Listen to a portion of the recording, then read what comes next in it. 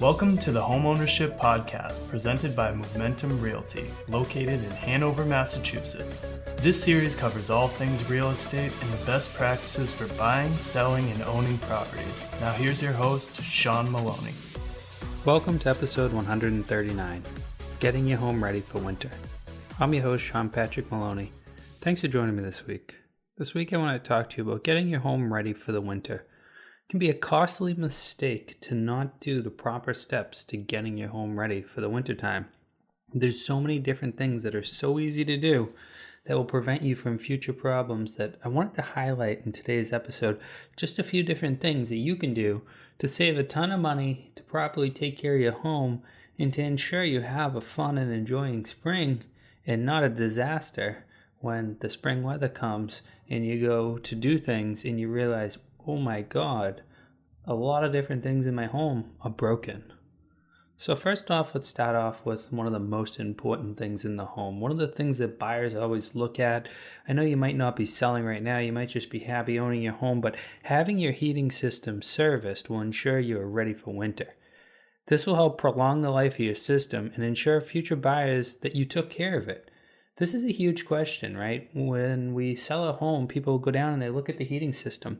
They're not too concerned whether it's absolutely brand new or not. They more so want to see what condition is it in and how long is it going to last. By having someone come out and service the system, this tells the people that you cared, that you took care of it. It also will present better when the home inspector comes and takes a look at it. I recommend leaving the service tags hanging on the system to show that it's been consistently serviced, or keeping the service records around so that way when you go to sell the home, you can put them in the listing and you can show everybody, hey look, we've taken care of the system, because annually you should be having a heating company come out and take a look at the system. What do? They do some cleaning of the burners, they may change some filters out. They'll advise you if there's certain parts that need to be replaced. They'll pay attention to all the little details. So that way there, you don't run into an expensive thing. I've seen so many times where obsolescence leads to future costs, where the buyer or seller, if they had just paid attention to what was going on, it wouldn't happen. So the buyers, when they're looking, they might see these problems and decide, oh, geez, a heating system, that's 10 or 20 grand. To have your heating system serviced is literally going to be 100 plus, maybe 200-300, depending on the size of the system. But we're talking hundreds, not thousands, which when we can spend hundreds, not thousands, to prevent spending tens of thousands later, we want to do so. Owning a home is a responsibility, so taking care of it correctly is going to ensure that when you go to sell, which most of us always do, we get the most money possible for the home, which is what all of us want. Another one is properly closing down your pool. If you properly close down your pool, it makes spring so much easier. It prevents from costly repairs like broken pipes after they freeze and crack. If you put your pool to bed in a good fashion, it's so much easier in the spring. If you get that cover on there before the leaves stop falling, you get everything cleaned out, you pump the water down, you blow out the system, you put the caps in, you put away the filters that need to be put away, and you get everything set up, you put the antifreeze where it needs to be, you can save yourself so much of a headache. Trying to close your pool when it's freezing cold out, trying to get under the ice because you got a little ice layer there, or trying to get the leaves out when it's a mess, or worse yet, putting the cover on when there's leaves and junk in the pool, it's going to make it a disastrous spring for you. You're going to have tons of algae problems. You're going to have to clean this sludge that breaks down over the wintertime out of your pool. It's going to take you longer and cost you more money. On pool closings, if you've never done one before, yeah, you can jump on the YouTube or any place like that and you can get lots of great information for free on how to close down the pool properly. But for a lot of people, they choose to use a pool closing company. This is one of those things where it's up to you, but make sure it's done. And if you're going to do a pool closing company, you want to have booked that early. Next year, start very early. Get it all lined up and everything. The other thing is a good cover. It may be expensive, but a good cover is going to prevent a lot of the things from getting into the pool and also keep things safe like your pets and your kids in the idea that they won't fall through a cheap pool cover. A lot of these ones that have spring systems that they show the little videos and the advertisements where they have an elephant stand on it, it may seem absurd, but ultimately kids and pets and other animals, they don't really always think about what makes sense. They kind of do what they want, right? They see that pool cover, they run out on it. Maybe they fall in the pool. So let's be safe. Let's get a good pool cover. Let's make sure to close that down. Next up, your air conditioner. Covering your air conditioner unit will keep it safe from the harsh winter. This will help your system last longer and be ready to cool you in the spring. Nothing more depressing than looking and seeing your own thing that you spent so much money on broken and leaving your air conditioner uncovered in the wintertime. It's allowing the ice to get driven into it. It's allowing the water to constantly sit on it. It's allowing the pine needles and leaves to get blown into it. You're not going to be using the system at all during the wintertime, so make sure to cover it. Another thing, just a reminder, if you use a cover, do not turn the system on with that cover on it. You'll burn the system out. You'll cause a lot of problems. Do not do that. Getting a proper fitting cover is going to help save it from being out in the elements, and it's going to help prolong the life of that system, which ultimately, let's be honest, when we pay so much money for things, we want them to last as long as possible and also present as best as possible. I can tell you again, when buyers come look at a house, they look at the different systems.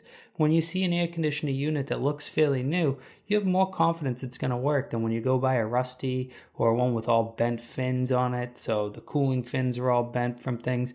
And also remember, maybe it's not going to take like a huge stick off a tree and smash it. Maybe that won't stop it. But for those light abrasions, those light bangs, those are going to get stopped by the cover. So having that cover on it is going to help save that system and ensure that it's there for years to come. Now let's go over an important one, making sure to shut your water off.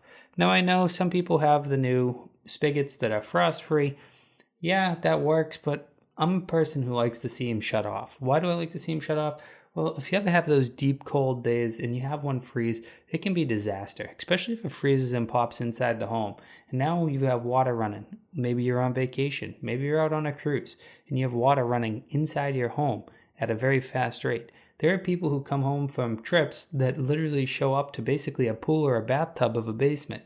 That can be really depressing, and honestly, shutting your water off outside is so simple. And if you have it, an irrigation system, making sure to shut that down early and have the system what they call blown out. You can do it yourself, but most people hire in on that because they come with a tow-behind compressor, and what they do is they put it on the system and they blow all the water out of the system.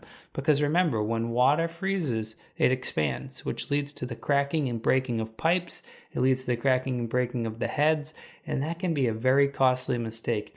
It is very quick, very easy for them to shut off your irrigation system. And knowing that it's shut off and properly winterized, again, is going to prolong the life of your system, and it's going to ensure that when you open it up in the springtime, you're not paying a fortune. This is one of the things, I'm telling you, the winterization of a home, while these tasks may seem a little bit much to do or maybe expensive or all these other thoughts we have, I promise you, a disastrous spring is way more time consuming, way more costly, and really all you can do is look in the mirror and say, you fool, why didn't you do X, Y, and Z? Which that's kind of a depressing thing to think about, right? When you shot yourself in the foot, basically. We don't want that friendly fire happening on our own property. Next up, make sure to put away the outdoor furniture and flower pots. If you didn't know, flower pots that get full of water, what does water do again? It freezes and it expands, so it'll actually crack a lot of the pottery flower pots. And you may not think about water building up in them, but I mean the water that's in the soil. I know they have a hole in the bottom, but guess what? When it's wintertime and that soil is frozen, water adds up in there. The water adding up in there cracks your pots. Also, some of them just become frail in the wintertime, and maybe you're out there with the shovel and you hit it while you're shoveling snow and you crack it. Put them away, put them in the different areas that you have that you can get them inside, dump the soil out, get them ready for the next spring so that when it's springtime, it's simple. You can throw your new potting soil in there and you can go and get your flowers and just put it together really quick and easy. And putting away the outdoor furniture is going to save it from getting crushed. The snow sometimes comes in and crushes things. Also, a lot of times in winter storms, we have a lot of things like branches break and fall from the sky.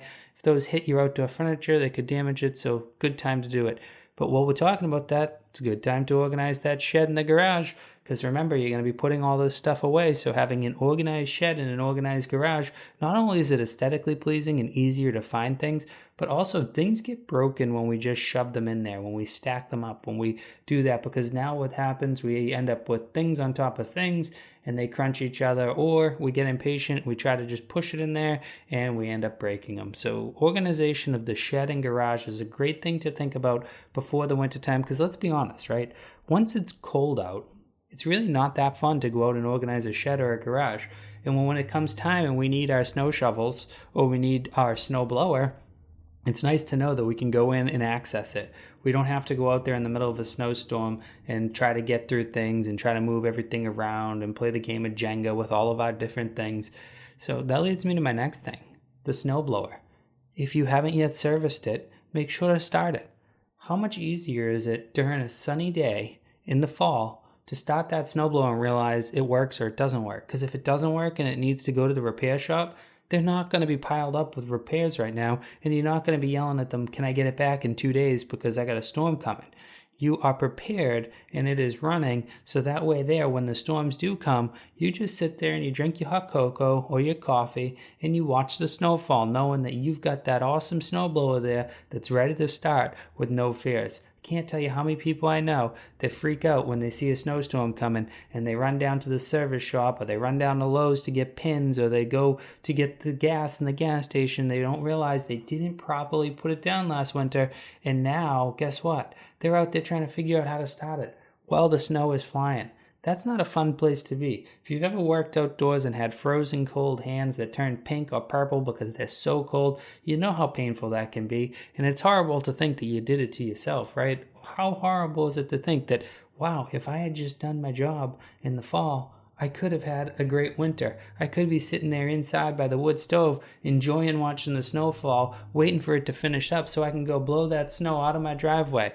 Or if you're not the person that does the shoveling, you're not the person that does the snow blowing, maybe it's time to call that plow contractor. Get on their list early. The best plow contractors, they're going to book up. They're not going to be sitting there waiting for someone to call. They're going to book up. So then when you call them, they're like, sorry, I'm full. Guess what? The guy who's able to show up tomorrow when you call today, not that they're always bad, but oftentimes someone who isn't booked on a service like that is probably not going to be quality. And you're going to have them peel your lawn up with the snowplow because you waited and got on the list of the guy who was ready tomorrow. Guys, I hope this helps you have a successful winter. Owning a home is a big responsibility. The reason that we call this podcast Homeownership is because we give guidance on buying, selling, and owning homes. Make sure to listen to all the episodes. We do a lot of helpful hints on how to have more success in the ownership of your property and overall in real estate. Thank you so much for listening today. If you haven't already done so, make sure to subscribe. Make sure to check out our Facebook group, our blog, as well as our weekly newsletter that gives out even more free information on buying, selling, and owning a home. If you're looking to buy, sell, or find out more information on owning a home, reach out to us over here at Momentum Realty. Our agents we call Move Mentors because we believe they're a mentor and a guide on the process of owning, selling, and buying homes. Thanks again and have a great week.